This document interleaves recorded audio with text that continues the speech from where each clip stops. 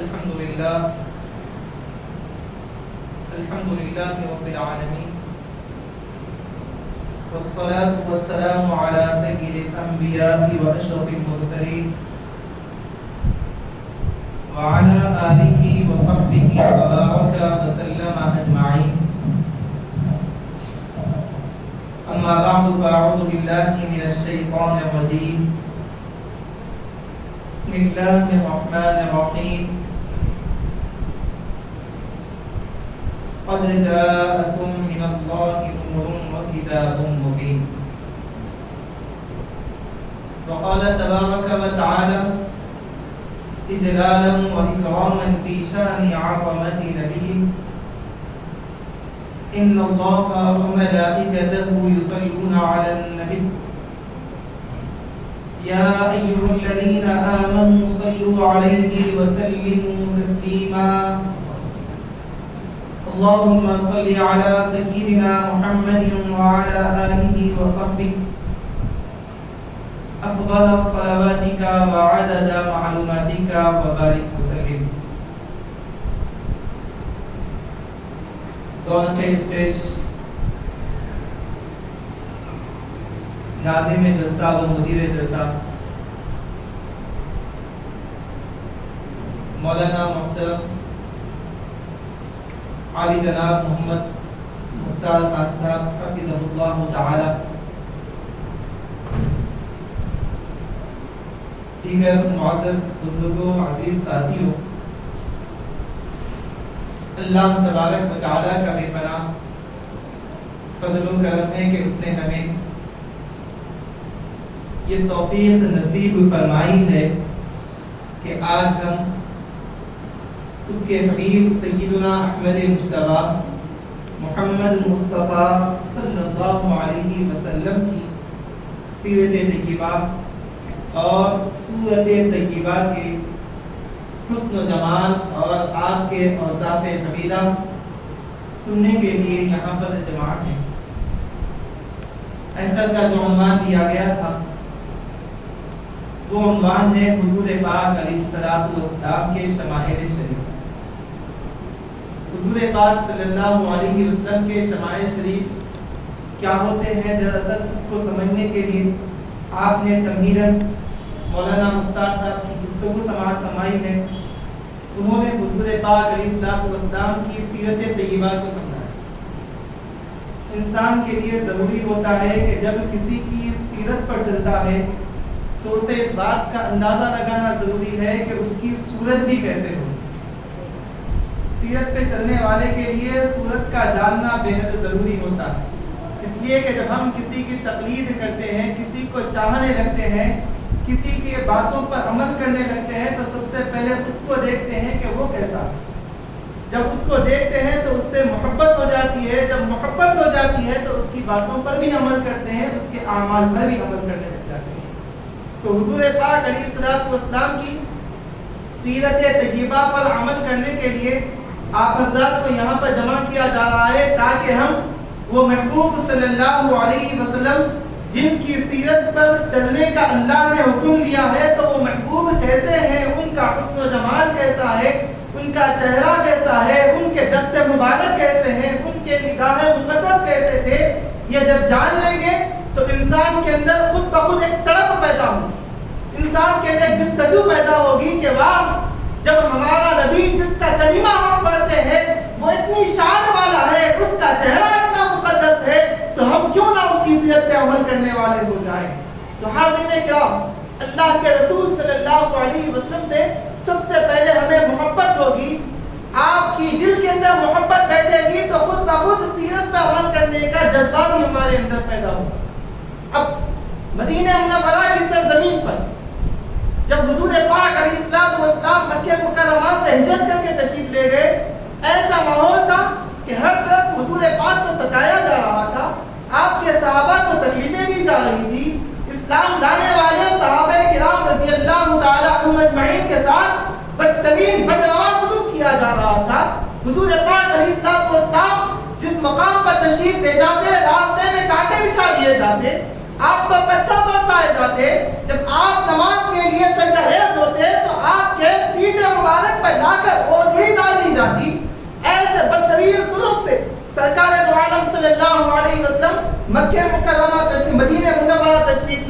تو میرے بزرگوں دوستو اسلام دشمن طاقتیں وہاں بھی پیارے آقا صلی اللہ علیہ وسلم اور آپ کے چاہنے والوں کو نہیں چھوڑی، وہاں پر بھی اذیتیں دینا شروع کر دیے۔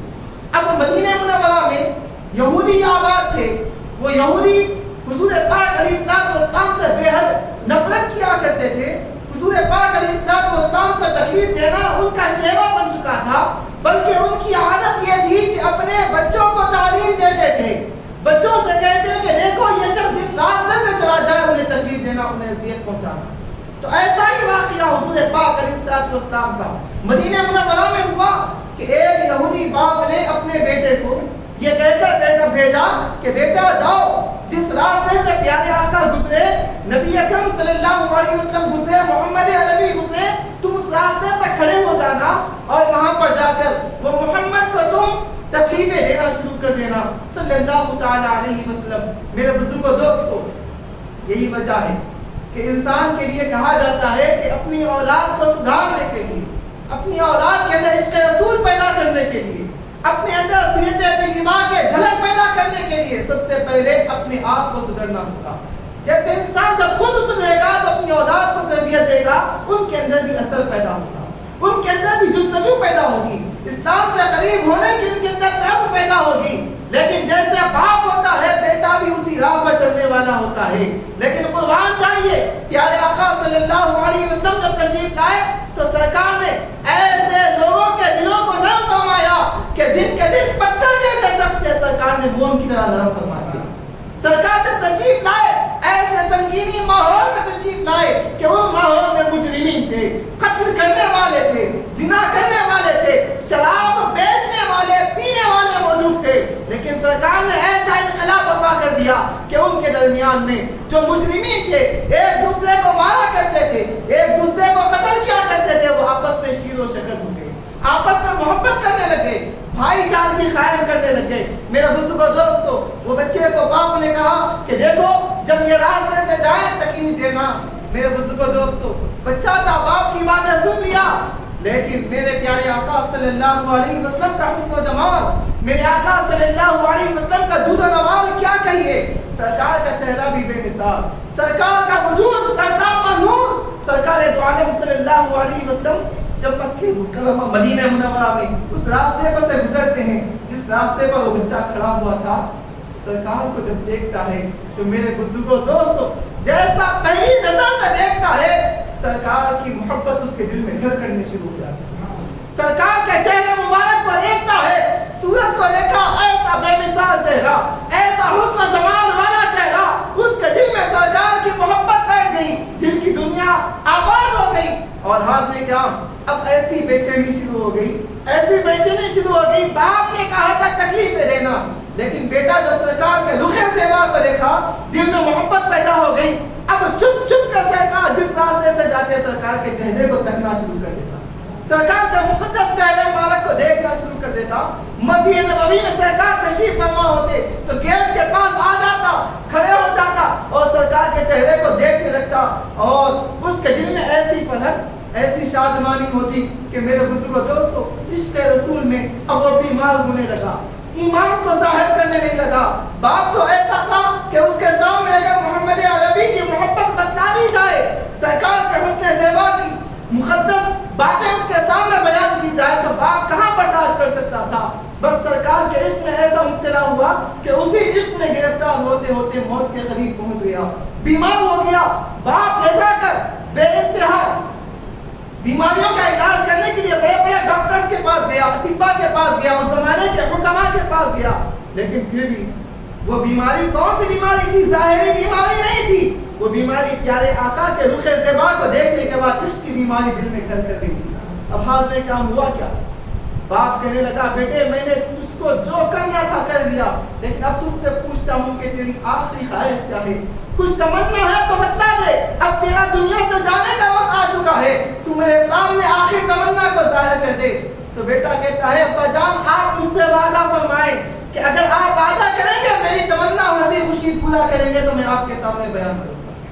باپ کا اکلوتا بیٹا تھا، بیٹے نے کہا کہ ہاں جی میں ضرور وعدہ خلافی نہیں کروں گا، تیری جو تمنا ہے اس کو پورا کروں گا۔ تو حاضر نے کیا وہ بچہ کہنے لگا، دیکھیے بچوں کے اندر کیسے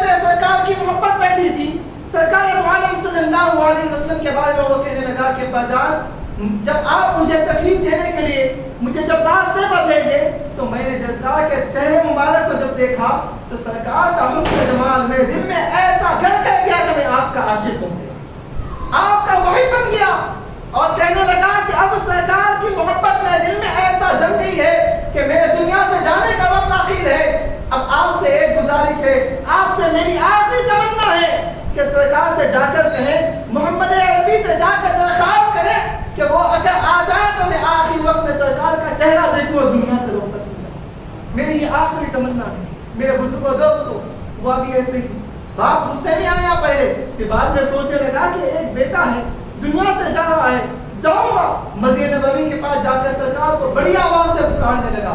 سرکار دو عالم صلی اللہ علیہ وسلم کے اندر یہ کیفیت تھی کہ اگر کوئی بدسلوکی کرتا تو سرکار اس کے ساتھ شفقت سے پیش آتے، نرم گفتگو فرماتے۔ جیسے ہی بلند آواز سے اختیار کیا اور کہنے لگا این محمد، محمد کہاں ہے صلی اللہ علیہ وسلم، سرکار تشریف لائے۔ اس کے بعد آپ نے نرم لہجے میں گفتگو فرمائی تو وہ بھی آہستہ کہنے لگا کہ دراصل کہنا یہ ہے کہ میرا ایک لوتا بیٹا ہے، وہ آپ کا عاشق بن چکا ہے، آپ کی صورت اس کے دل میں گھر کر گئی ہے۔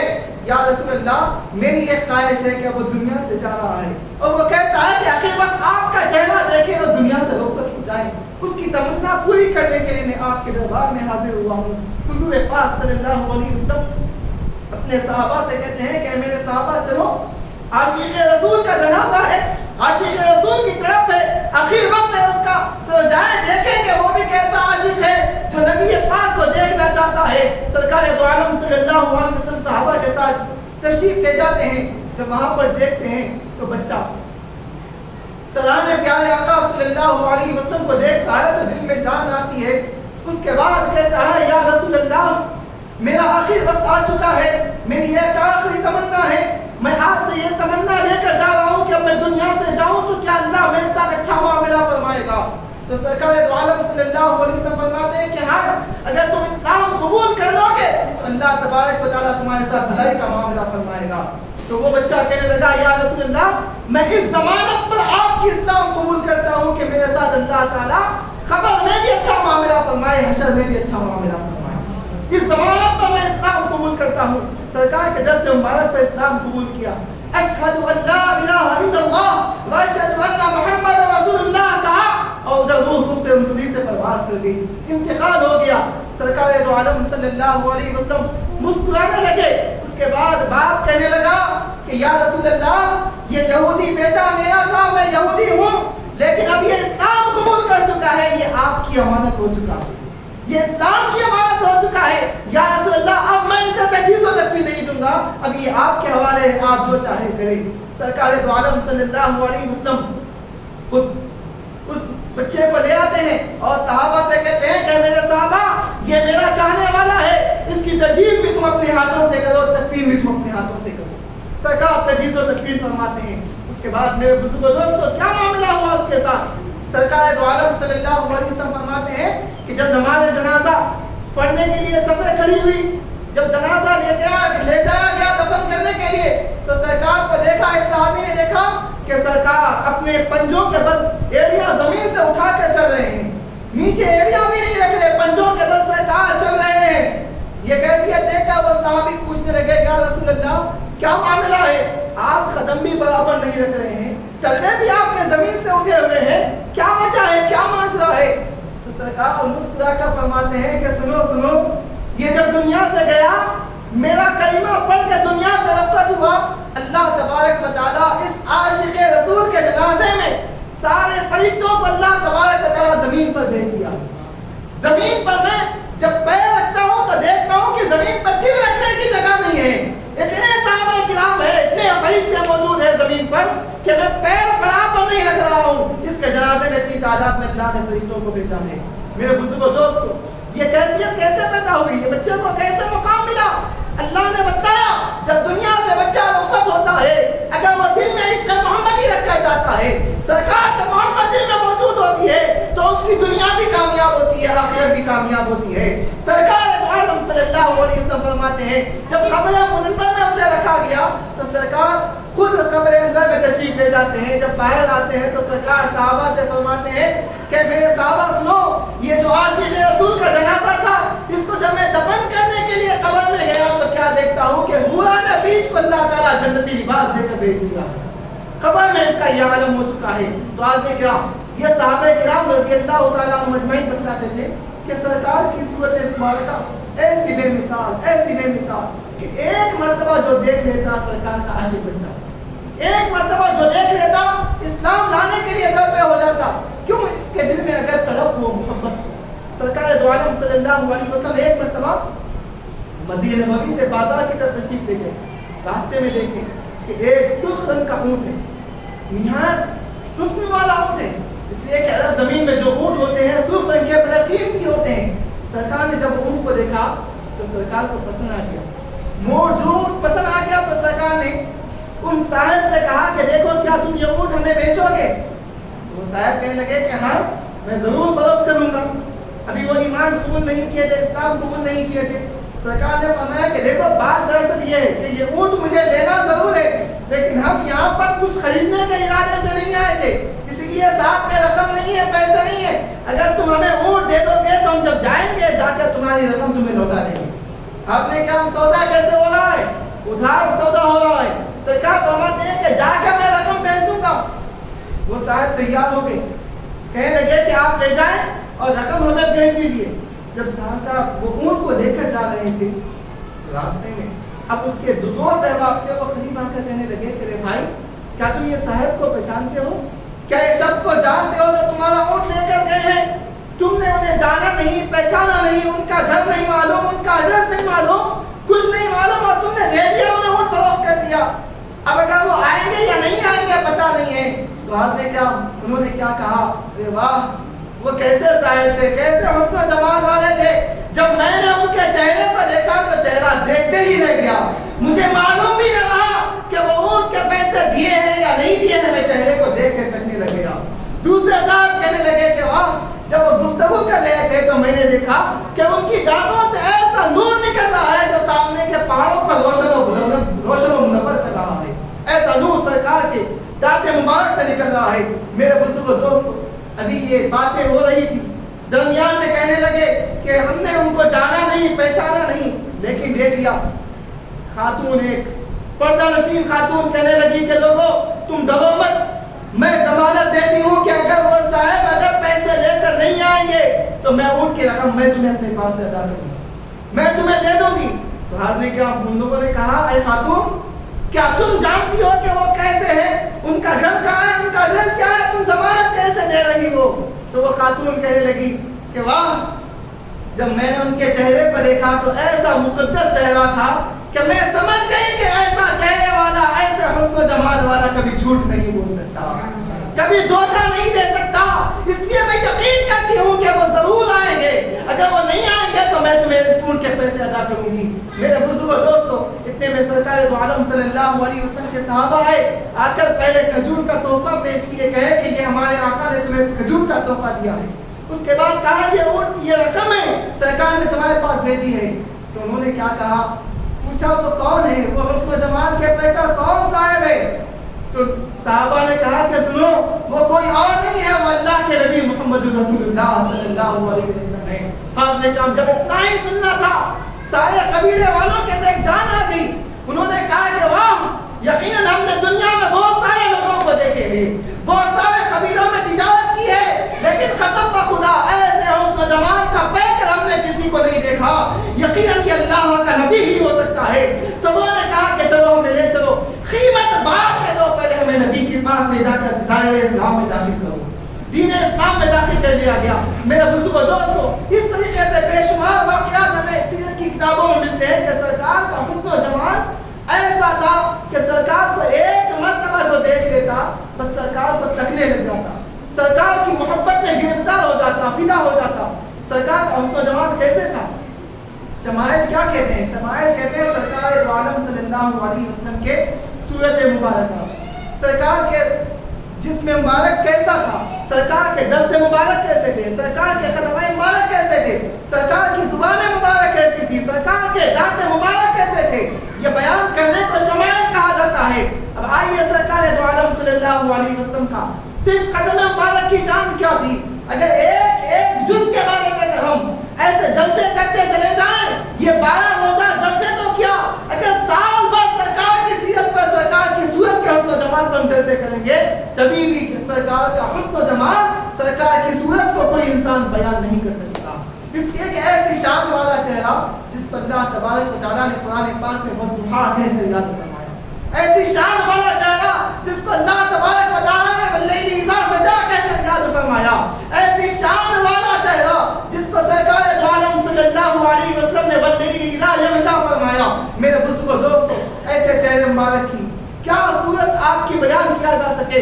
سرکار دو عالم صلی اللہ علیہ وسلم کے صحابہ بیان کرتے ہیں، حضرت انس بن مالک رضی اللہ تعالیٰ عنہ راوی حدیث سے فرماتے ہیں کہ سرکار دو عالم صلی اللہ علیہ وسلم کیسے تھے، بیان کریں۔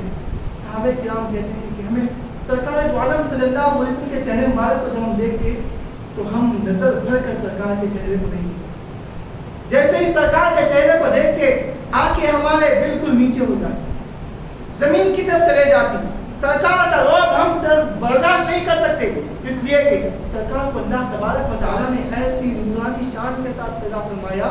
امام زرقانی رحمۃ اللہ تعالیٰ علیہ بخاری شریف کی حدیث کی شرح بیان کرتے ہوئے فرماتے ہیں کہ اللہ تبارک و تعالیٰ نے سرکار کو اتنا حسن و جمال دیا، اتنا حسن و جمال دیا، ایسے نورانیت کے ساتھ اللہ نے سرکار کو بھیجا کہ اگر دنیا اگر اس نور کو دیکھ لیتی، وہ روشن سرکار کے چہرے کو دیکھ لیتی تو کسی کے اندر دیکھنے کی تاب نہیں رہتی۔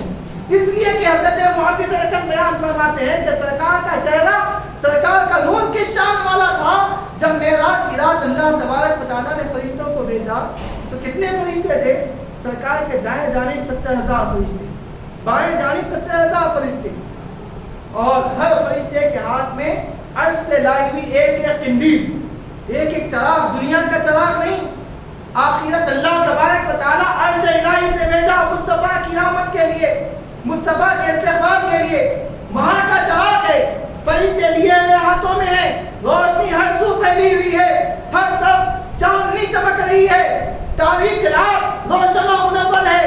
اللہ تبارک و تعالیٰ فرماتا ہے جبرائیل تم نے یہ چمک و دمک تو دیکھی ہے، تم نے یہ روشنی تو دیکھی ہے، ذرا میرے محبوب کے چہرے کی چمک کو دیکھے، ذرا میرے محبوب کے چہرے کے اوصاف کو دیکھے، اللہ نے انہیں کیسے بنایا ہے۔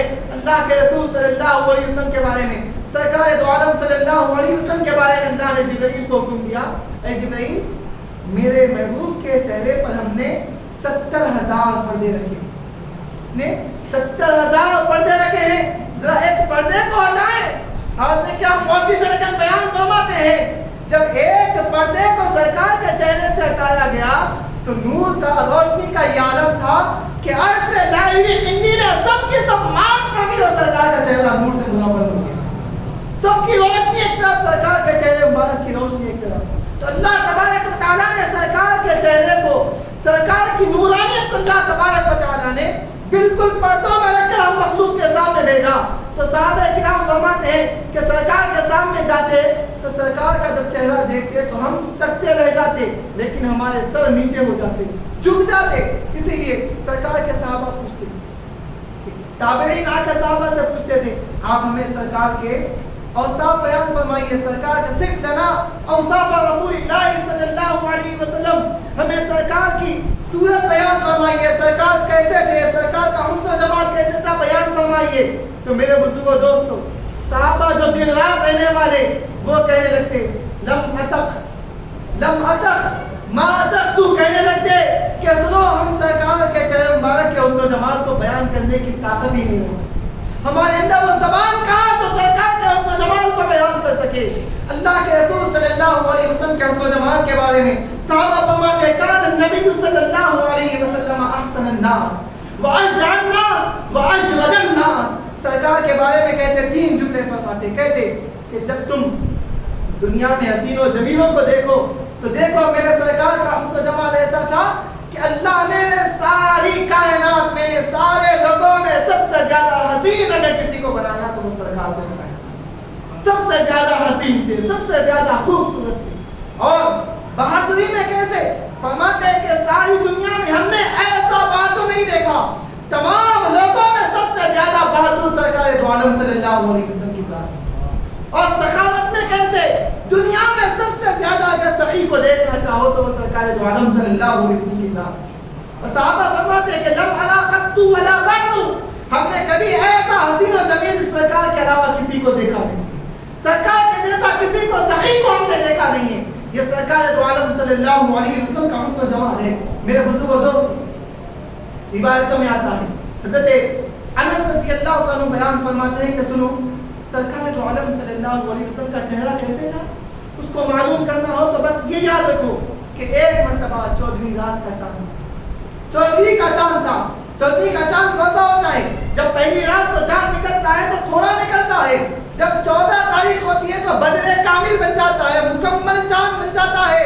تو وہ فرماتے ہیں کہ سرکار کے چہرے کے بارے میں پوچھتے ہو، سنو 14ویں رات کے چاند کو ہم دیکھا کرتے تھے، سرکار کے چہرے کو دیکھا کرتے تھے، ہم مجبور ہوتے تھے کہ سرکار کا چہرہ 14ویں رات سے زیادہ چمکنے لگ جاتا تھا، سرکار کا چہرہ 14ویں رات سے زیادہ چمکنے لگ جاتا تھا۔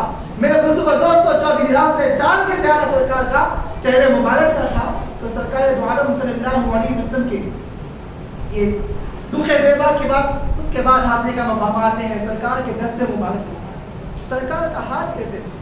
دست مبارک کیسے تھا؟ ایک ایک بس علماء کرام نے، مفسرین نے روایتوں کے ذریعے بیان فرمایا سرکار کے آنکھ کیسے تھے، لمحہ مقدس کیسی تھا، زبان کیسے تھی، دانت کیسے تھے۔ اب وقت نہیں ہے کہ ان ساری باتوں کو بیان کیا جائے۔ سرکار کے لعاب دہن کے بارے میں محدثین بیان فرماتے ہیں کہ لعاب دہن کو دیکھنا ہو تو بس اتنا جان لو کہ سرکار کا لعاب دہن ایسا مبارک تھا کہ اگر کوئی پیٹ کے درد سے سرکار کے پاس آتا، اگر کوئی آنکھوں کی بینائی جانے کے بعد سرکار کے پاس آتا، اگر کوئی ہڈی ٹوٹ گئی بول کر سرکار کے پاس آتا، بس سرکار کچھ نہیں فرماتے، اپنا لعاب دہن نکالتے اور اس کے درد کے مقام پر لگاتے، اس کا ہاتھ بھی اچھا ہو جاتا، بینائی بھی لوٹ کر آ جاتی ہے۔ فاتح خیبر علی مرتضیٰ رضی اللہ عنہ کو کیا ہوا تھا؟ چشم آپ کے چشمان مقدسہ سے اتنا پانی بہ چکا تھا، اتنا پانی بہ چکا تھا، آشوب چشم جسے کہا جاتا تھا وہ ہو چکا تھا۔ سرکار دو عالم صلی اللہ علیہ وسلم نے کیا کیا؟ جب لایا اپنا لعاب مبارک سرکار نے ان کی آنکھوں میں لگایا۔ حضرت علی کہتے ہیں کہ اب سرکار کا لعاب جیسے میری آنکھوں میں لگا، پہلے سے زیادہ بینائی لوٹ کر آ گئی، ایسے منور ہو گئی کہ اب اس کے بعد کبھی میری آنکھ میں کبھی روشنی کم نہیں ہوئی۔ یہ سرکار کے لعاب دہن کی شان ہے۔ میرے بزرگوں دوستو، سرکار دو عالم صلی اللہ علیہ وسلم کا لعاب دہن سرکار کے پاس ایک مرتبہ یہ کہا گیا کہ یا رسول اللہ 1500 سے زیادہ صحابہ کرام موجود ہیں۔ سرکار دو عالم صلی اللہ تعالی علیہ وسلم پوچھتے ہیں اے میرے صحابہ تمہارے پاس پینے کے لیے کچھ ہے؟ تو صحابہ کہتے ہیں یا رسول اللہ بس جو کوزوں میں تھوڑا جو پانی رکھا ہوا ہے بس وہی موجود ہے، اس کے علاوہ کوئی پانی موجود نہیں ہے۔ میرے بزرگوں دوستو، سرکار دو عالم صلی اللہ علیہ وسلم وہ کوزہ منگا کر سرکار اپنا دست مبارک وہ کوزے میں ڈالتے، وہ پانی میں ڈالتے۔ اللہ تبارک و تعالی دست مبارک کو ایسے شان والا بنایا تھا کہ سرکار دو عالم صلی اللہ علیہ وسلم کے انگلیاں جیسے ہی وہ پانی میں پڑی، پانی میں اتنی برکت ہوئی کہ صحابی رسول فرماتے ہیں کہ ہم 1500 سے زیادہ صحابہ تھے، سب کے سب پانی سے سیراب ہو گئے۔ کیا تھا؟ سرکار نے اپنا دست مبارک ڈالا اور اپنا لعاب دہن ڈالا۔ سرکار کے دست مبارک اور لعاب دہن کی برکت سے اتنے زیادہ لوگ پانی سے سیراب ہوئے۔ میرے بزرگوں دوستوں، آگے چل کر مفسرین بیان فرماتے ہیں، محدثین بیان فرماتے ہیں کہ سرکار دو عالم صلی اللہ علیہ وسلم کی قدم مبارک کی شان، سرکار کا قدم مبارک ایسا تھا کہ جو بھی سرکار کے قدموں کو دیکھتا تو ایک مرتبہ دیکھنے کے بعد اس کی صورت اس کی آنکھوں میں جمتا۔ ایک صحابی رسول حضرت میمونہ رضی اللہ عنہا ہے، وہ کہنے لگی کہ ایک مرتبہ میرے والد نبی کریم صلی اللہ علیہ وسلم سے کچھ سوال کرنے کے لیے تشریف لے گئے، تو میں بھی دیکھی کہ چلو بہت اچھا موقع ہے، حسین موقع ہے، سرکار کی زیارت کر لوں گی۔ سرکار دو عالم صلی اللہ علیہ وسلم کو دیکھا کہ سرکار گھوڑے پر تشریف فرما ہے، جیسے ہی سرکار کو دیکھا تو میری آنکھ میں اتنی طاقت نہیں تھی کہ سرکار کو دیکھ ہی رہ جاؤں، میری آنکھ خود بخود نیچے ہو گئی۔ تو میں نے دیکھا کہ سرکار کا مبارک پیر ہے، ایسا پیر ہے کہ سرکار کے جو انگلیاں ہیں، پیر کی انگلیاں ایسے تھی کہ سب برابر نہیں تھی، بلکہ جو شہادت کی انگلی پیر کی ہوتی ہے وہ آگے بڑھی ہوئی ہوتی ہے۔ سرکار کی جو سبابہ جسے کہا جاتا ہے وہ انگلی آگے بڑھی ہوئی تھی۔ وہ صحابیہ کہتی ہے کہ قسم خدا جب میں نے سرکار کے قدم کو دیکھا تو ایسی میرے اندر ایک لطیف چیز بڑھ گئی کہ جب کبھی سرکار کو سوچتی کہتی کہ واہ سرکار کا قدم جب اس شان والا ہے تو سرکار کا چہرہ کس شان والا ہوگا, سرکار کا رخ زیبا کس شان والا ہوگا. اسی لیے اعلیٰ حضرت نے کیا فرمایا, قدموں میں جبی کو رہنے دو, چہرے کا تصور مشکل ہے. قدموں میں جبی کو رہنے دو, چہرے کا تصور مشکل ہے. جب چاند سے روشن ایڑی ہے سرکار کے رخسار کا عالم کیا ہوگا. جب چاند سے روشن ایڑی ہے رخسار کا عالم کیا ہوگا. تو میرے بزرگوں دوستو یہ سرکار کے قدم مبارک کی شان ہے. سرکار دو عالم صلی اللہ علیہ وسلم کے دست مبارک, سرکار جس مقام پر تشریف لے جاتے اپنے قدم سے وہ مقام رحمتوں والا بن جاتا, برکتوں والا بن جاتا. مدینہ منورہ کو کیا کہا جاتا تھا, یثرب کہا جاتا تھا, بلاؤں کا وباؤں کا شہر سمجھا جاتا تھا.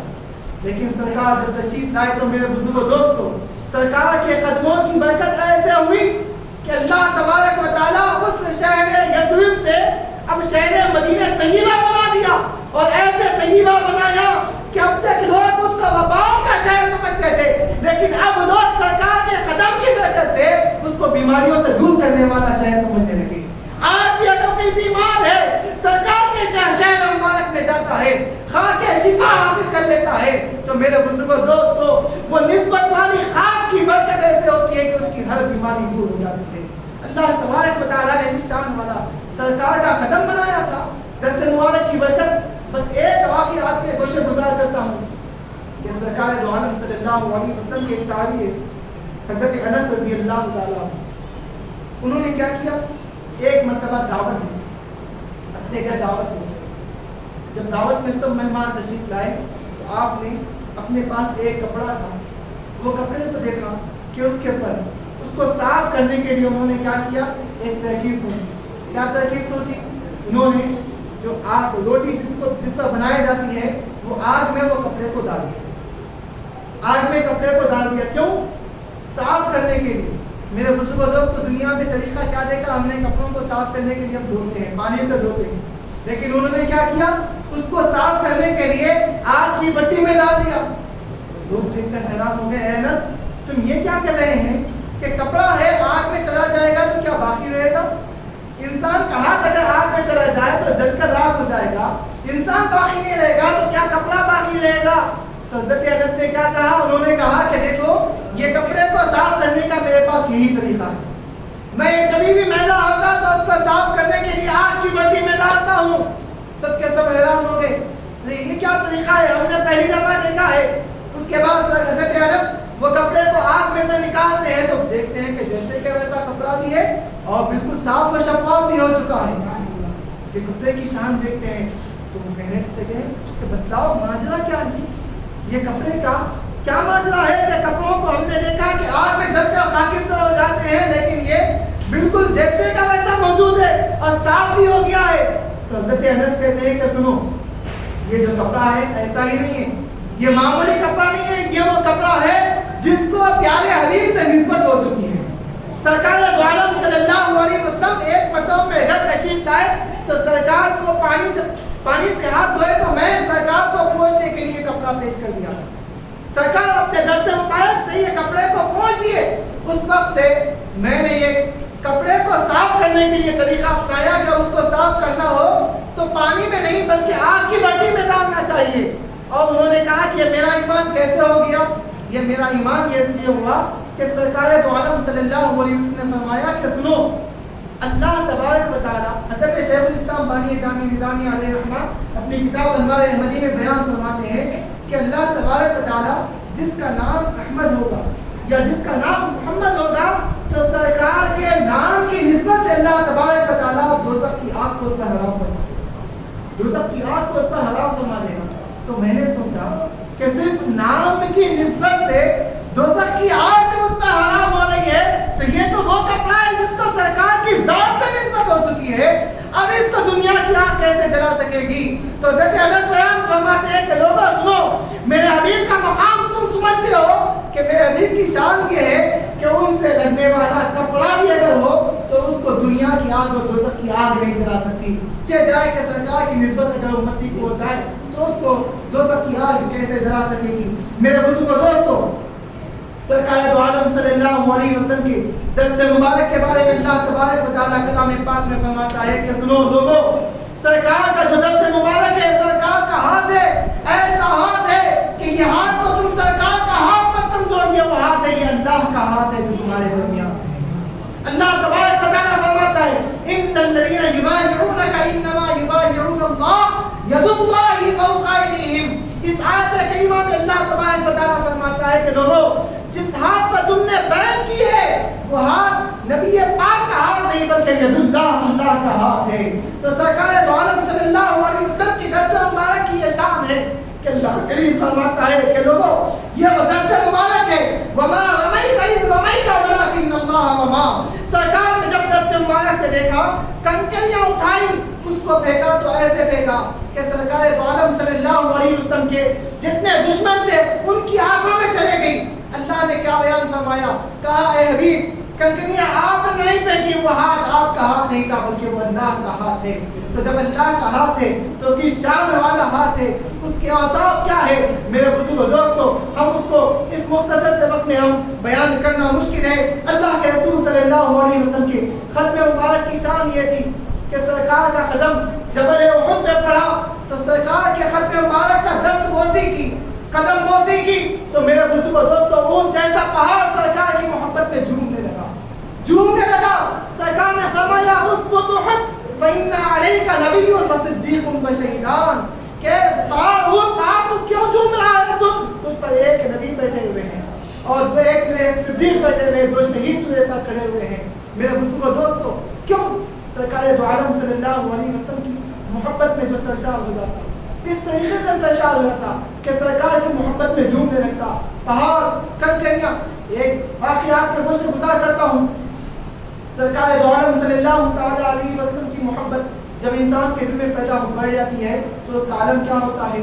سرکار دو عالم صلی اللہ علیہ وسلم کی خدمت میں ایک صاحب آتے تھے جن کا نام تھا جنداس بن سویب. یہ وہ صاحب تھے 60 سال کی عمر. امام جلال الدین سیوطی رحمۃ اللہ تعالیٰ علیہ بیان فرماتے ہیں کہ 60 سال کی ان کی عمر. جب سرکار کی مجلس میں آتے، بیٹھتے تھے، کچھ سیکھتے تھے، ان کے ساتھ ایک چھوٹا سا بچہ بھی ہوتا تھا.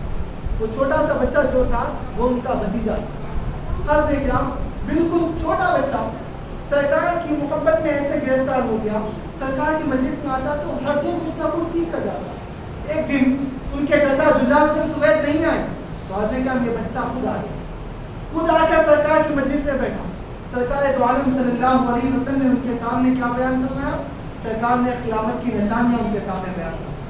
قیامت کیسے ہوگی، قیامت کی نشانیاں کیا ہوگی، قیامت کے بعد محشر کا عالم کیا ہوگا، یہ بیان فرمایا. تو وہ بچہ سن لیا. سننے کے بعد وہ بچے کا نام کیا تھا؟ وہ بچے کا نام تھا عمیر بن سعد. عمیر بن سعد یہ بچے کا نام تھا. وہ بچہ سننے کے بعد جیسے ہی اپنے گھر کو گیا، گھر کو جانے کے بعد اپنے چچا سے کہنے لگا کہ چچا آج آپ مجلس میں نہیں آئے، میں چاہتا ہوں کہ سرکار نے جو سنایا ہے آپ کے سامنے بیان کر. یہ بچوں میں تڑپ ہوتی تھی. میرے بزرگوں دوستوں، ہم مجلسوں میں آتے ہیں، سنتے ہیں، سننے کے بعد ایسے ہی سن کر نہ چلا جائے، گھر کو جانے کے بعد ہم گھر میں بھی اپنے والدین کے سامنے کچھ سنائیں، اپنے بھائیوں کے سامنے سنائیں، اپنے دوستوں کے سامنے سنائیں. کیوں؟ اس سے کیا ہوگا؟ ایک بزرگ نے کیا فرمایا کہ لوگوں سب سے اچھا طریقہ کسی چیز کو یاد کرنے کا یہ ہے کہ جب کوئی چیز ہم اچھی سنتے ہیں تو اس کو دوسروں کے سامنے بیان کریں. جب دوسروں کے سامنے بیان کریں گے تو وہ چیز پختہ ہو جائے گی. ہمارا بھی طریقہ یہ ہونا چاہیے کہ ہم سرکار کی محفلوں میں تشریف لاتے ہیں تو اس کے بعد جب یہاں پر کچھ سنتے ہیں تو اپنے گھروں میں بھی جا کر اس کو سنائیں، اپنے خواتین کو جا کر کچھ سنائیں، بچوں کے سامنے جا کر بیان کریں. یہ اوصاف، یہ سبق ہمیں کہاں سے مل رہا ہے؟ صحابی رسول حضرت عمیر بن سعد رضی اللہ عنہ سے مل رہا ہے. چھوٹے بچے تھے، کہنے لگے کہ چلو چچا محروم ہو گئے ہیں، اب کیا کروں گا؟ سرکار سے جو کچھ سنا میں ان کے سامنے بیان کر دوں گا. اب اس کے بعد انہوں نے بیان کیا. خاص نے کیا دیکھیں، چاچا جو تھا وہ محروم چچا تھا، اس کے دل میں نفاق تھا، اس کے دل میں ایک اور ظاہر ایک کیا کرتا تھا. اس نے کہا کہ چچا سرکار دو عالم صلی اللہ علیہ وسلم کی مجلس میں جب میں گیا، سرکار جب قیامت کی نشانیاں مجھے بیان کر رہے تھے تو ایسا محسوس ہو رہا تھا کہ میں اپنی آنکھوں سے ساری نشانیاں دیکھ رہا ہوں. قیامت کے عالم میں اپنی آنکھوں سے دیکھ رہا ہوں، ایسے محسوس ہو رہا تھا. تو بچے نے، وہ چچا نے کیا کہا؟ لو کان محمد صادقا نحن شب من الحمیر. کہنے لگا کہ اے بچے سن، اگر محمد صلی اللہ علیہ وسلم سچے ہوتے تو ہم گدھے سے بدتر ہیں. نعوذ باللہ. کیوں؟ جن میں نفاق تھا، سرکار سے محبت نہیں تھی. ایسے لوگ بھی مسجد آیا کرتے تھے، نماز پڑھنے کے لیے آیا کرتے تھے. کہنے لگا کہ اگر نبی محمد سچے ہوتے تو ہم گدھے سے بدتر ہے. وہ بچہ بالکل چونک گیا، حیران ہو گیا، پریشان ہو گیا. کہنے لگا کہ چچا تم کیسی باتیں کرتے ہو؟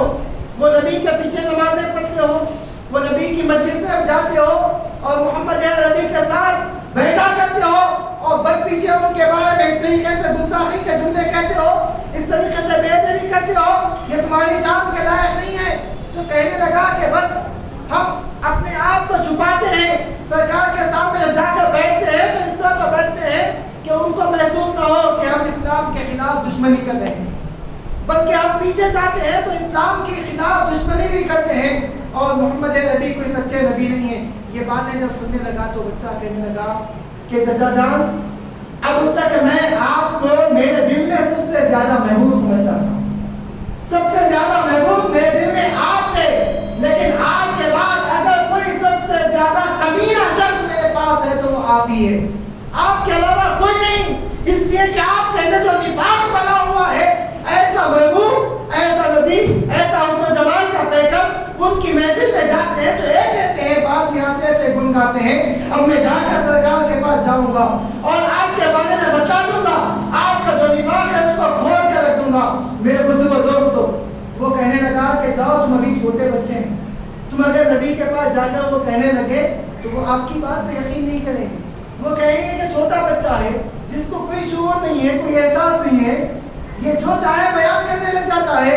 تو آج سے کیا وہ صاحب حضرت عمیر بن سعد رضی اللہ تعالیٰ عنہ وہاں سے تشریف لے کے سرکار کی محفل میں گئے، جا کر روتے ہوئے کہنے لگے ان عمی خان اللہ و رسولہ.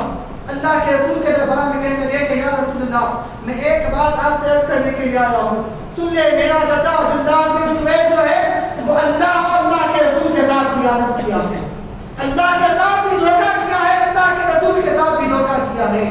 اس لیے میں آپ کے سامنے کہتا ہوں کہ فقط برات منہ، میں اس سے برات کا اختیار کرتا ہوں، میں اس سے برات اختیار کرتا ہوں. لہٰذا میرا اس سے کوئی تعلق نہیں ہے، اس لیے کہ میں آپ کی ذات پر ایمان لا چکا ہوں. اس کے بعد اگر کوئی آپ کے بارے میں برا بھلا کہے تو اس سے میرا کوئی تعلق نہیں ہے. وہ میرا چچا ہے، میں اس سے محبت کیا کرتا تھا، آپ کی خاطر محبت کیا کرتا تھا، لیکن جب آپ کا بغض اپنے دل میں رکھتا ہے تو قسم بخدا میں اس کی محبت اپنے دل سے نکال دیتا ہوں. میرے بزرگوں دوستوں، یہ صحابہ کی محبت حضور پاک علیہ السلام سے تھی. حضرت ابوبکر صدیق رضی اللہ عنہ کے پاس ایک مرتبہ آپ کے بیٹے آئے، اسلام قبول کرنے کے بعد آپ سے کہنے لگے یا ابوبکر صدیق رضی اللہ عنہ، یا والدین، اے میرے ابا جان سنیے، ایک موقع ایسا آیا تھا جنگ بدر کے موقع پر جب میں اسلام قبول نہیں کیا تھا، آپ مسلمانوں کی جانب سے لڑنے کے لیے آئے اور میں مشرکین مکہ کے ساتھ لڑنے کے لیے آیا.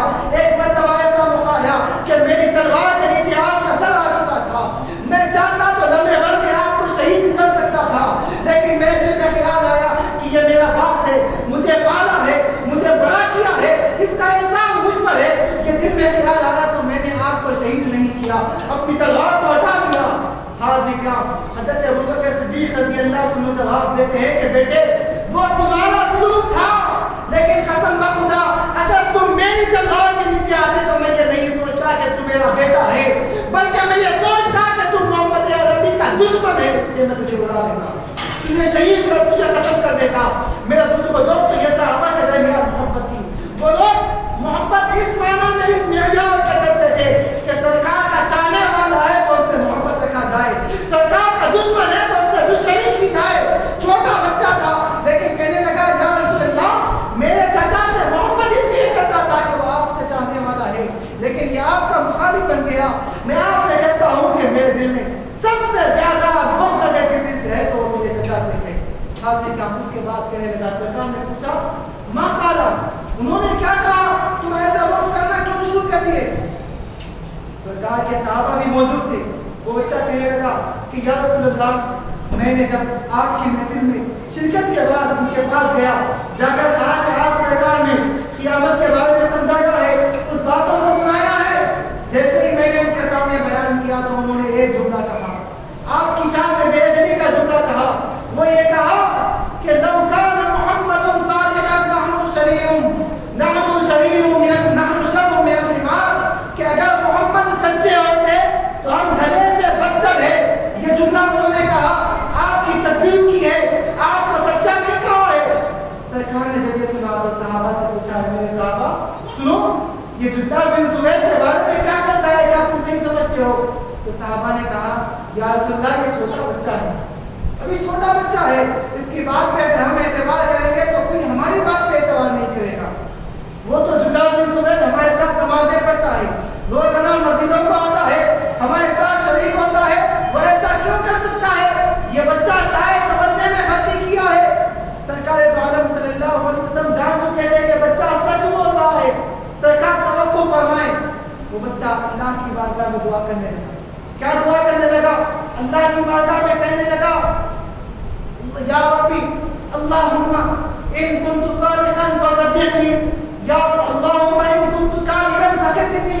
اللہ کی بارگاہ میں ہاتھوں کو بلند کیا، چھوٹا بچہ ہے، کہنے لگا، اے اللہ اگر میں سچا ہوں تو مجھ کو تمام لوگوں کے سامنے سچا ظاہر کر۔ کیا کہا؟ اگر میں سچا ہوں تو سب کے سامنے مجھے سچا ظاہر کروا دے۔ وَإِن كُنتُ كَاذِبًا فَكَذِّبْنِي، اے اللہ اگر میں جھوٹا ہوں تو مجھے تمام لوگوں کے سامنے جھوٹا ثابت کر۔ یہ دعا کی اللہ کی بارگاہ میں۔ میرے بزرگ دوستو، محبت رسول کی دل میں، سرکار کے چہرے مخیزبات کو دیکھ کر سرکار کا گرویدہ ہو چکا تھا، پر دوسروں سے محبت اس لیے کرتا تھا کہ سرکار کا چاہنے والا ہے تو محبت کی جائے۔ میرے بزرگ دوستو، یہ کیفیت میں جب اللہ کی بارگاہ میں دعا کیا تو اللہ تبارک و تعالیٰ نے لمحے بھر میں جبرائیل امین کو آیات مقدسہ دے کر نزول وحی فرمائی۔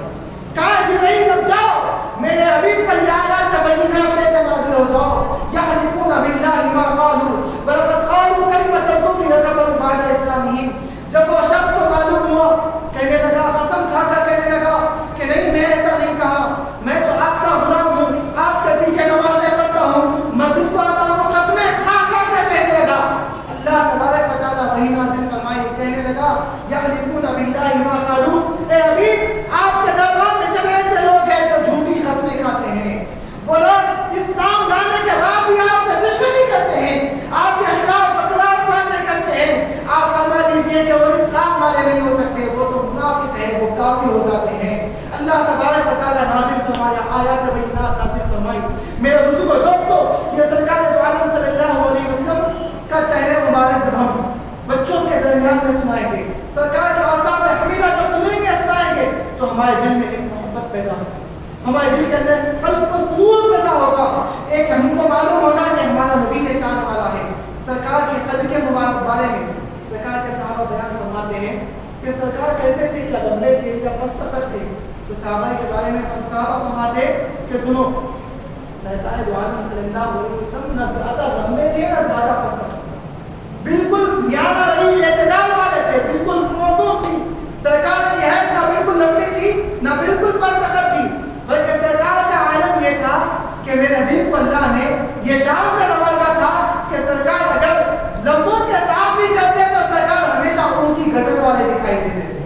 سرکار چل رہے ہیں، جس اگر کوئی سرکار کے سامنے اگر کوئی لمبے لوگ آ جائیں اور ان کے ساتھ چلیں گے تو کیا ہوگا؟ یقیناً جو مستقل ہے، جو گڈھا ہے، وہ عیب والا نظر آئے گا۔ تو اللہ تبارک و تعالیٰ نے سرکار کو یہ شان والا بنایا تھا کہ صحابہ فرماتے ہیں کہ سرکار بالکل مستقل بھی نہیں تھے، بالکل لمبے بھی نہیں تھے، بالکل شان والے ایسے تھے کہ سرکار دو عالم صلی اللہ علیہ وسلم جب چلتے تھے ایک واضح قد کے ساتھ چلتے تھے، اور سرکار جب قدم مبارک پر چل کر جب تشریف لاتے تو ایسا محسوس ہوتا ہے کہ رحمت الہی ہمارے پاس آ رہی ہے، ایک نور سرکار کا ہمارے پاس آ رہا ہے۔ میرے بزرگو دوستو، یہ سرکار کے قد کے مبارک میں یہ بارے میں صحابہ کرام بیان فرماتے ہیں۔ کسی نے سرکار کے دانتوں کے بارے میں پوچھا تو حضرت عائشہ صدیقہ رضی اللہ عنہا نے جواب دیا کہ سنو، میرے حبیب کے دانت مبارک ایسے تھی کہ سرکار کے دانت مبارک کے درمیان میں تھوڑی سی سانس تھی، اور وہ سانس ایسی تھی کہ سرکار جب تکلم فرماتے تو سرکار کے دانتوں سے نور نکلنے لگ جاتا تھا، وہ ایسا نور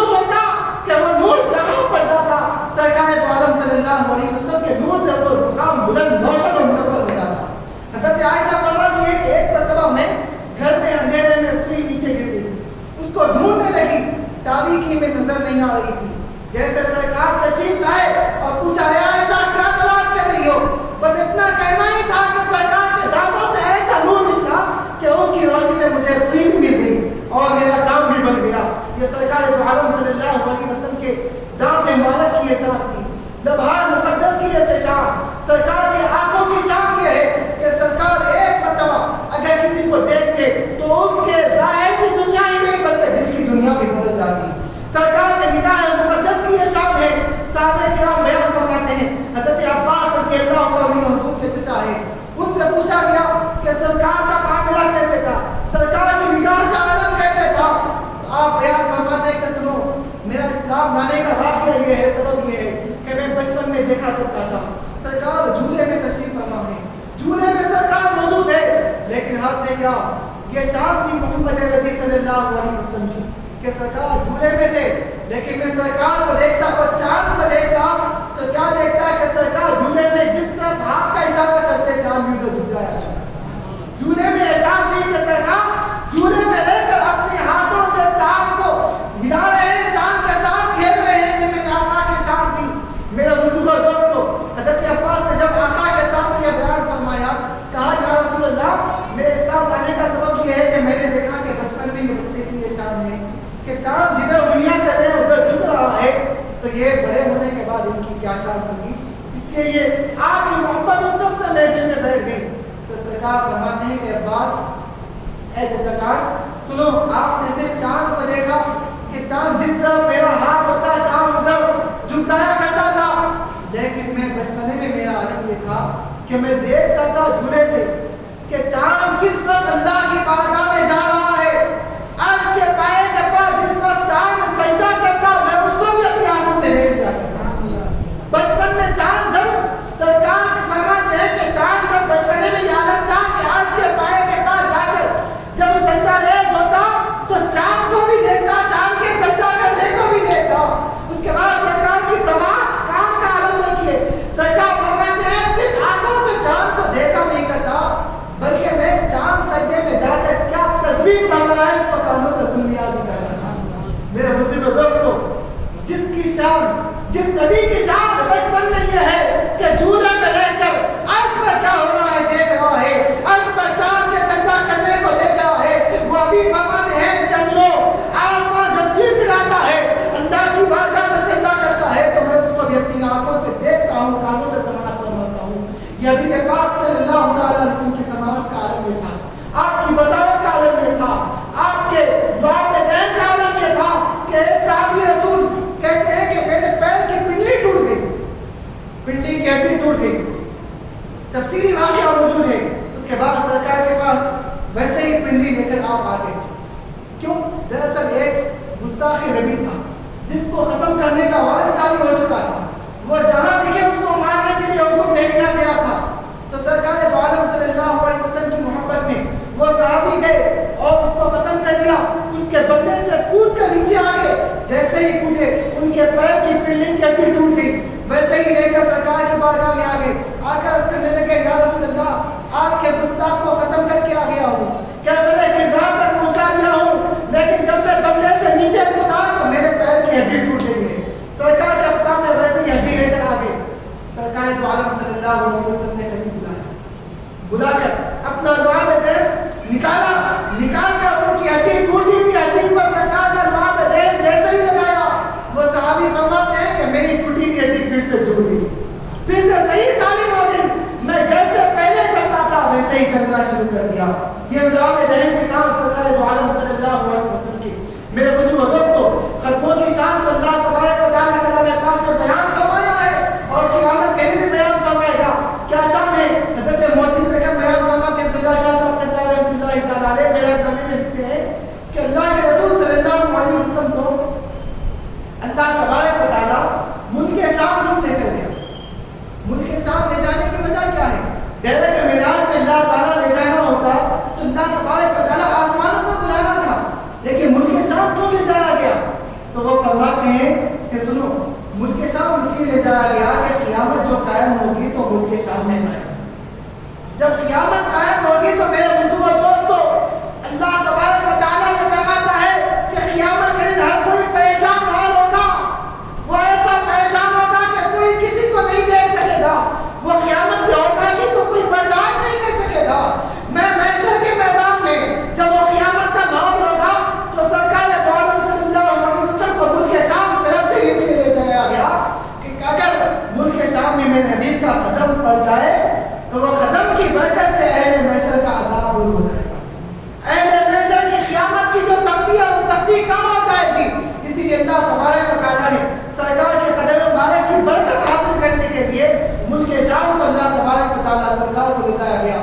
یہ سرکار کے قدم مبارک کی شان ہے. میرے بزرگوں دوستوں، سرکار عالم صلی اللہ تعالیٰ علیہ وسلم کے بارے میں سچائی، سرکار جب تکلم فرماتے تو وہ تکلم ایسے فرماتے کہ سرکار کی زبان سے نکلا ہوا ہر جملہ سامنے والے کے صرف دل و جان پر نہیں بلکہ اس کے قلب میں ایسا پیوست ہو جاتا کہ وہ ایک مرتبہ سرکار کی بات سن لیتا تو سرکار کا غلام بن جاتا. سرکار ایسی میٹھی گفتگو فرماتے، ایسی میٹھی گفتگو. میرے بزرگوں دوستوں، واقعات کہنے کے لیے بے شمار ہے لیکن وقت نہیں ہے کہ آپ کے سامنے ہر چیز بیان کیا جائے. تو سرکار عالم صلی اللہ علیہ وسلم کے بارے مبارک بات کیسے تھے، سرکار کی زلف مبارک کیسے تھی. حضرت ام سلمہ بیان فرماتی ہے کہ سرکار عالم صلی اللہ علیہ وسلم کے زلف مبارک کی شان کو اللہ نے کلام پاک میں بیان فرمایا، لیکن اللہ کے رسول صلی اللہ علیہ وسلم کے زلف مبارک ہمارے درمیان جب تشریف لاتے، سرکار کا زلف مبارک اگر کوئی بات نکل جاتا تب اس کو برکت حاصل کرنے کے لیے اپنے پاس لیا کرتے تھے. اور فرماتی ہے حضرت ام سلمہ فرماتی ہے کہ سرکار کے بال کی شان اس سے ظاہر ہوتی ہے کہ اگر کوئی بیمار ہمارے پاس آتا، ام المؤمنین ام سلمہ فرماتی ہے کہ کسی کے گھر میں بچے بیمار ہو جاتے، کسی کے پاس بخار آ جاتی تو وہ کیا کرتے، میرے پاس آ کر کہنے لگتے، اے ام سلمہ ہمارے بچے بیمار ہو گئے، انہیں بخار آ گیا ہے. تو حضرت ام سلمہ بیان کرتی ہے کہ میں کیا کرتی، بس ایک ہی کام کرتی، سرکار کا جو زلف مبارک، سرکار کے جو منہ مبارک ہے وہ منہ مبارک کو ایک برتن میں پانی میں ڈال دی اور وہ برتن میں سرکار کے منہ مبارک کو ڈال دی اور وہ برتن کا پیالہ ان کو دے دی اور کہتی کہ جاؤ یہ بچوں کو پلاؤ، تمہاری بیماری دور ہو جائے. سرکار کے منہ مبارک کے پانی میں ڈالنے کی برکت سے صحابیات فرماتی ہے کہ قسم خدا جب بچوں کو وہ پانی پلاتے تو وہ بیماری سے شفا یابی تبدیل ہو جاتی، وہ صحت یاب ہو جاتے. ڈباتی ام سلمہ پانی میں منہ مبارک کو مریضوں کو شفا دیتے میرے سرکار کے یسوع. تو میرے بزرگوں دوستوں، یہی کیفیت تھی. عروہ بن مسعود رضی اللہ تعالیٰ عنہ آخر بات کہہ کر بخاری شریف کے حدیث پاک پر اپنی بات کو ختم کرتا ہوں. عروہ بن مسعود ثقفی یہ بھی اسلام قبول نہیں کیے. سرکار عالم صلی اللہ علیہ وسلم کی خدمت میں آپ کو بھیجا گیا. کب بھیجا گیا؟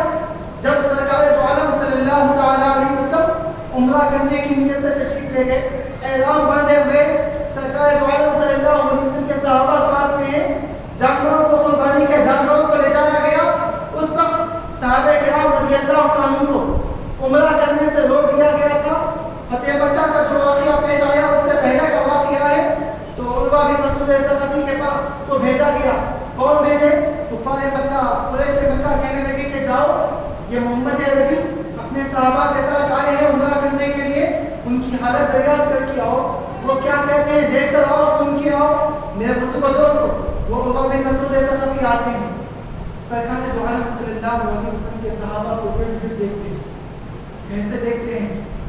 دیکھنے کے بعد ایک صحابہ کا جھومٹ ہے، صحابہ سرکار کی خدمت میں لگے ہوئے. اب سرکار کے بارے میں وہ جا کر بیان کرتے ہیں، سرکار کے اوصاف بیان کرتے ہیں. کہاں پر جا کر؟ کفار کے درمیان، مشرکین کے پاس جا کر بیان کرتے ہیں کہ سنو میں گیا تھا، محمد عربی کو دیکھا، ان کے صحابہ کو دیکھا، ان کے چاہنے والوں کو دیکھا. کہنے لگے کہ قسم خدا میں ملک شام گیا، روم کو گیا، کسرا کو گیا، فارس کو گیا، بڑے بڑے بادشاہوں کے پاس گیا، ان کے دربار میں گیا، ان کی عزت کرنے والوں کو دیکھا، ان کا احترام کرنے والوں کو دیکھا، ان کی ادب بجا لانے والوں کو دیکھا. لیکن کہتے ہیں عروہ بن مسعود کہتے ہیں کہ قسم خدا میں نے جو محمد عربی کے صحابہ جس طرح محمد عربی کی تعظیم کر رہے تھے ایسا میں نے کسی بادشاہ کی تعظیم کرتے ہوئے نہیں دیکھا، ایسا ادب میں نے کسی کی تعظیم کرتے ہوئے نہیں دیکھا. کیوں؟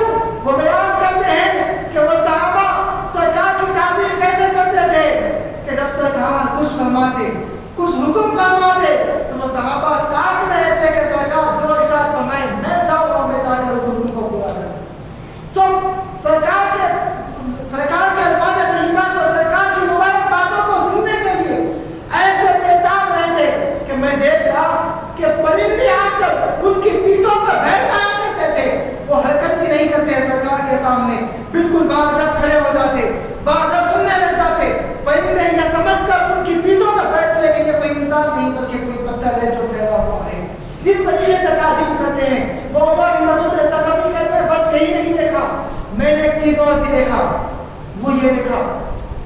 سرکار جب وضو فرماتے سرکار تو وضو فرمانے کے بعد پانی جب سرکار کا وضو کا پانی جب نیچے گرتا تو میں نے ان کے چاہنے والے لوگوں کو دیکھا کہ وہ پانی زمین پر نہیں گرتا، وہ صحابہ کی ہتھیلیوں پر گرتا، وہ پانی ہتھیلیوں سے لیتے اور اپنے چہرے پر برکتیں حاصل کرنے لگ جاتے۔ یہ مقام میں نے دیکھا اور اس کے بعد یہ کہنے لگے یہ تو چہرے کا پانی ہے، اس کے ساتھ یہ تعظیم ہے۔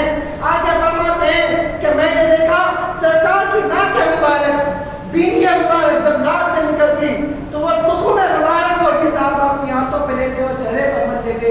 یہ تعظیم میں نے دیکھا ہے، ایسی تعظیم میں نے کسی بادشاہ کی نہیں دیکھی۔ اس کے بعد عروہ بن مسعود ایسا کبھی کہتے ہیں کہ سنو، وہ جو کہتے ہیں مان لو، ان سے صلح کر لو، اس لیے کہ ایسے شخص کے ساتھ ہم جنگ نہیں کر سکتے۔ ہمارے پاس ایک ہی چیز ہے، معاہدہ کرنا ہے۔ ہم معاہدہ کر لیں، اگر تم میری باتوں پر یقین نہیں کرو گے، معاہدہ نہیں کرو گے تو سارے مکہ والوں تم نقصان اٹھاؤ گے۔ میرے بزرگوں دوستو، یہ سرکار دو عالم صلی اللہ علیہ وسلم کا یہ معاملہ تھا کہ صحابہ کرام سرکار سے برکتیں حاصل کرنے کے لیے سرکار کے دین مبارک پر عمل کرتے اور اس سے لذتیں حاصل کرتے۔ اور حاضر کرام ایسا معاملہ کہ سرکار دو عالم صلی اللہ علیہ وسلم کے صحابہ فرماتے ہیں کہ اگر سرکار کے زیادہ حسین چہرے والے کو تمہیں دیکھنا ہو تو قیامت تک تمہیں کوئی ایسا فرد دوسرا نہیں آئے گا۔ سرکار کے سائے کے بارے میں آخری بات میں آپ کی گوشہ گزار کرتا ہوں، اس لیے کہ ہم نقشبندی حضرات ہیں۔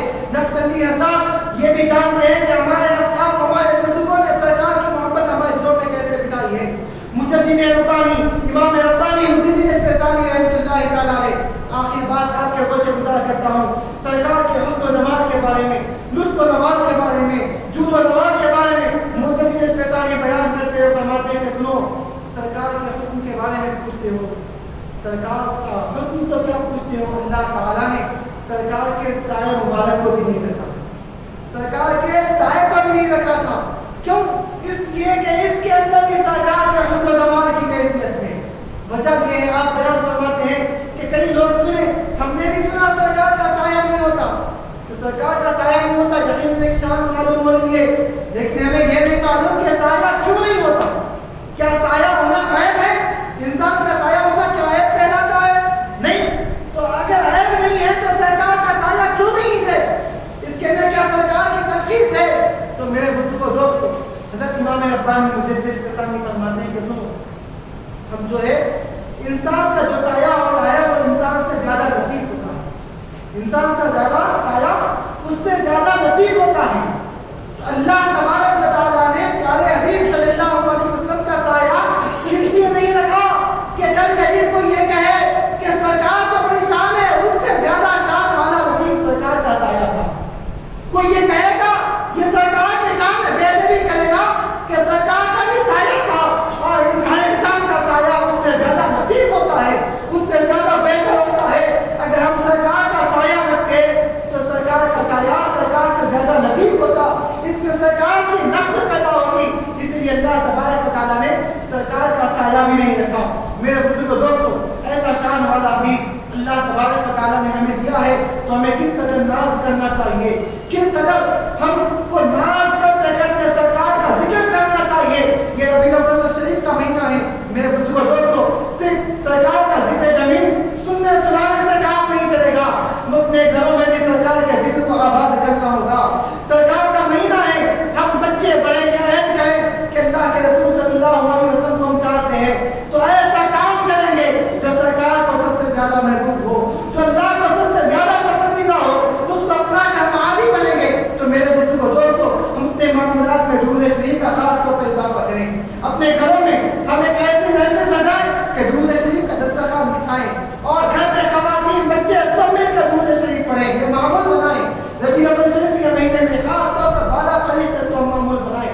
اور نقشبندی حضرات کے لیے ایک اور خاص بات یہ بھی ہم اپنائیں کہ حضرت محدث لقب رحمۃ اللہ تعالیٰ علیہ کا جو میلاد نامہ ہے، سرکار کی پیدائش اور ولادت کی شان حضرت محدث لقب نے بیان فرمائی ہے، بالکل آسان زبان میں، عام فہم انداز میں حضرت نے لکھا ہے، اس کو روزانہ معمول بنا لیں گے، روزانہ 5 صفحے 10 صفحے تمام کے تمام گھر والوں کے ساتھ ہم پڑھ کر سنائیں گے، بچوں کو پڑھ کر سنائیں، بڑوں کو پڑھ کر سنائیں، یہ بتائیں کہ سرکار میلاد ہوا، میلاد کیسے ہوا، اس کی شان کیا تھی،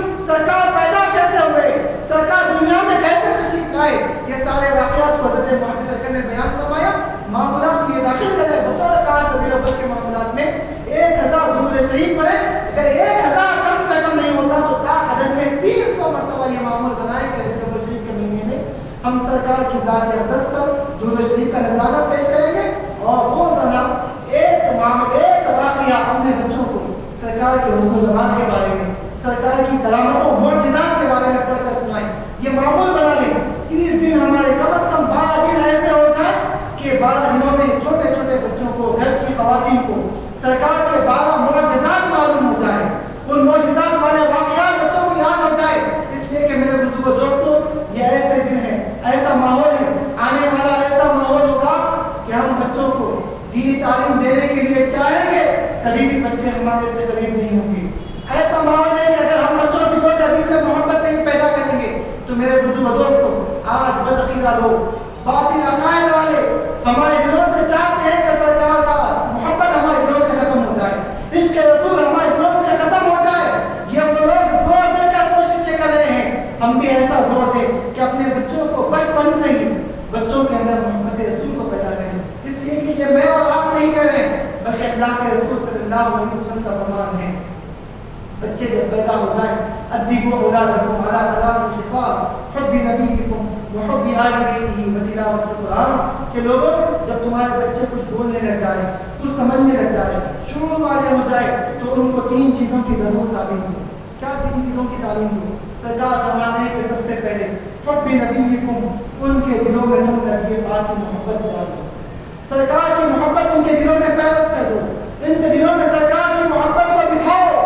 یہ کہو کہ دیکھو بیٹے، ہم سرکار کی محبت اگر ہمارے دلوں میں آئے گی تو کوئی بدعقیدہ ہمارے ایمان کو چرا کر نہیں لے جا سکے گا، ہماری محبت کو کوئی چھین کر نہیں لے جا سکے گا. ہم ہر کام کریں گے تو اس طور پہ کریں گے کہ اس کام میں میرے آقا نے کیا کیا تھا. سرکار، جب ہم کسی کو آئیڈیل بناتے ہیں، جب ہیئر کٹنگ کرنے کے لیے جب جاتے ہیں تو آج دیکھیں ہم وہاں پر چند نمونے دیکھتے ہیں، ایسی کٹنگ ہونا یا ایسی کٹنگ ہونا.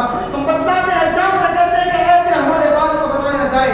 بچوں کے دلوں میں یہ ڈالو کہ دیکھو ہمارے آقا اپنے بال کیسے رکھا کرتے تھے، سرکار زلف مبارک کیسے رکھا کرتے تھے، بالوں پر مار کیسے نکالا کرتے تھے، کنگھی کس طریقے سے کرتے تھے، صبح شام سرکار کی سنت کیسے تھی، یہ معلوم ہونے کی ضرورت ہے. میرے بزرگوں دوستوں، سرکار عالم صلی اللہ علیہ وسلم کی ایک سیرت، ایک واقعہ جیسے ابھی مولانا مختار خان صاحب نے آپ کے سامنے بیان فرمایا ہے. بچوں کو سکھانا چاہیے کہ سرکار کے معمولات کیسے تھے. سرکار جب طہارت خانے تشریف لے جاتے تو کیسے تشریف لے جاتے، لوگوں کے ساتھ بڑی گفتگو فرماتے تو کیسے گفتگو فرماتے، کھانا کھاتے تو کیسے کھانا کھاتے، بیٹھنے کا انداز کیسے ہوتا. یہ سارے واقعات اگر ہم بچوں کو بطور خاص ربیع الاول میں سمجھائیں گے، بتلائیں گے تو میرے بزرگوں دوستوں، ان کے درمیان میں محبت رسول پیدا ہوگی. اور سرکار فرماتے ہیں کہ بچوں کو سب سے پہلے نبی کی محبت کرنا سکھاؤ، دوسرے نمبر پر نبی کی اہل بیت سے محبت کرنا سکھاؤ، تیسرے نمبر پر سرکار نے فرمایا حب نبیکم وحب آل بیتہ وتلاوۃ القرآن. تیسرے نمبر پر فرمایا کہ سرکار بچوں کو تلاوت قرآن کرنا سکھاؤ. اس لیے کہ قرآن کی تعلیم کو سرکار نے مقدم نہیں فرمایا بلکہ سرکار کی محبت کو مقدم فرمایا. کیوں؟ اس لیے کہ ہم مسلمان ہیں. ہمارا ایمان کامل کب ہوتا ہے؟ جب ہمارے دلوں میں سرکار کی محبت کامل ہو جائے. لا یؤمن احدکم حتی اکون احب الیہ من والدہ وولدہ والناس اجمعین. کہ لوگوں، تمہارا ایمان اس وقت تک کامل نہیں ہوگا جبکہ تمہارے دلوں میں سرکار کی محبت، تمہارے اپنے والدین سے، بچوں سے، ہر شے سے زیادہ سرکار کی محبت جب تک تمہارے دلوں میں پیوست نہیں ہوگی اس وقت تک ایمان نہیں داخل ہوگا. میرے بزرگوں دوستوں، ہم اپنے ایمان کا بھی جائزہ لیں، اپنی محبتوں کا بھی جائزہ لیں. سرکار کی محبت کے دعوے تو کرتے ہیں لیکن کیا ہمارے اعمال سرکار کی محبت اور سرکار کی غلامی کا اعلان کرتے ہیں؟ نہیں، ہرگز نہیں. میرے بزرگوں دوستوں، سرکار نے ہمیں محبت بھی سکھایا ہے، سرکار کی سیرت پر عمل کرنا بھی ہمیں سکھایا ہے. ہم کیا کریں؟ سرکار کی سیرت طیبہ کو جو کچھ سن رہے ہیں یہ طے کر لیں کہ ہم جو کچھ سن رہے ہیں انشاءاللہ العظیم اس پر عمل کرنے کی کوشش کریں گے. اللہ تبارک و تعالیٰ سے دعا ہے مولا، جو کچھ ہم نے کہا ہے، سنا ہے، سنایا ہے مولا، تو اس کو قبول فرما لے مولا. سرکار کے اوصاف جمیلہ بیان کرنے مولا جو کچھ کوتاہیاں غفلتیں ہو چکی ہیں مولا تو اس کو معاف فرما دے مولا. جیسے تیرے نبی ہے مولا ویسی شان ہم بیان نہیں کر سکتے مولا تو ہی اپنے حبیب کی بالکل مکمل شان بیان کر سکتا ہے مولا.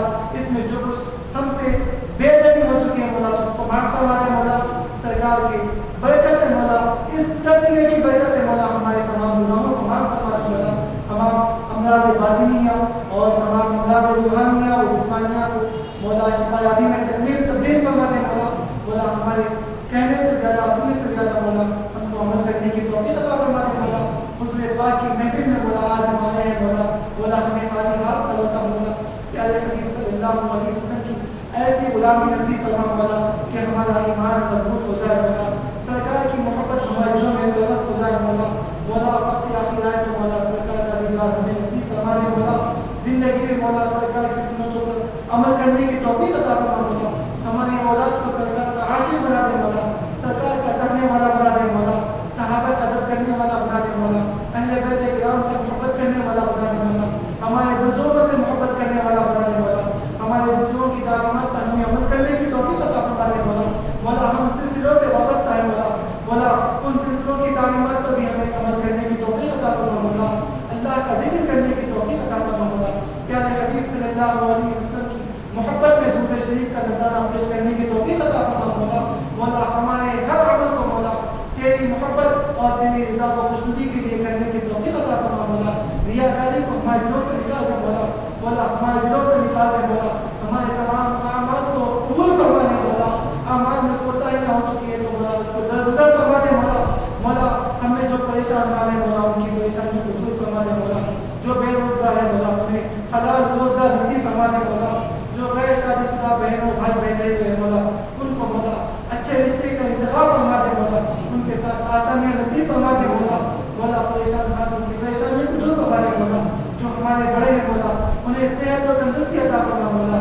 ہمارے والدین کا سایہ ہم پر دراز فرما دے مولا، مولا ہمیں اطاعت گزار بنا دے مولا، بڑوں کا ادب کرنے کی توفیق عطا فرما مولا، چھوٹوں کا شفقت کرنے کی توفیق عطا فرما مولا، اسلامی احکامات کا عمل کرنے کی توفیق عطا فرما مولا، پیارے حبیب صلی اللہ علیہ وسلم کی اطاعت کرنے کی توفیق عطا فرما مولا، اس محفل کو مولا قبولیت سے سرفراز فرما دے مولا، مولا اس کی برکت سے مولا تمام عالم سے مولا تمام دنیا سے کورونا وبا کا خاتمہ فرما دے مولا، تمام وبا کو دور فرما دے مولا، پیارے حبیب صلی اللہ علیہ وسلم کا اس مہینے میں بطور خاص ذکر کیا جاتا ہے مولا، جیسے مولا تیرے حبیب کے ذکر کی برکت سے مولا سابق میں بھی تو نے وباؤں کو دور فرمایا ہے مولا، ویسے ہی تیری بارگاہ میں التجا کرتے ہیں مولا ہماری اس وبا کو دور فرما دے مولا، مصیبتوں کو دور فرما دے مولا، جہاں جہاں لوگ مولا بارش کی وجہ سے پریشان ہیں مولا، مولا ان کی پریشانیوں کو بھی دور فرما دے مولا، مولا ان کے گھروں کو بھی آباد فرما دے مولا، ان کے گھروں کو بھی آباد فرما دے مولا، مولا ہم نے مولا ہر ایک کے دکھ درد میں ہمیں شریک رہنے کی توفیق عطا فرما مولا، مولا جو ہمیں مالدار ہے مولا جو طاقت رکھتے ہیں مولا غریبوں کی مدد کرنے کی توفیق عطا فرما مولا، محتاجوں کی مدد کرنے کی توفیق عطا فرما مولا، ہماری دعاؤں کو پیارے حبیب صلی اللہ علیہ وسلم اور آپ کے صحابہ و اہل بیت کرام کی تصدق میں قبول و منظور فرما دے، آمین بجائے سید المرسلین۔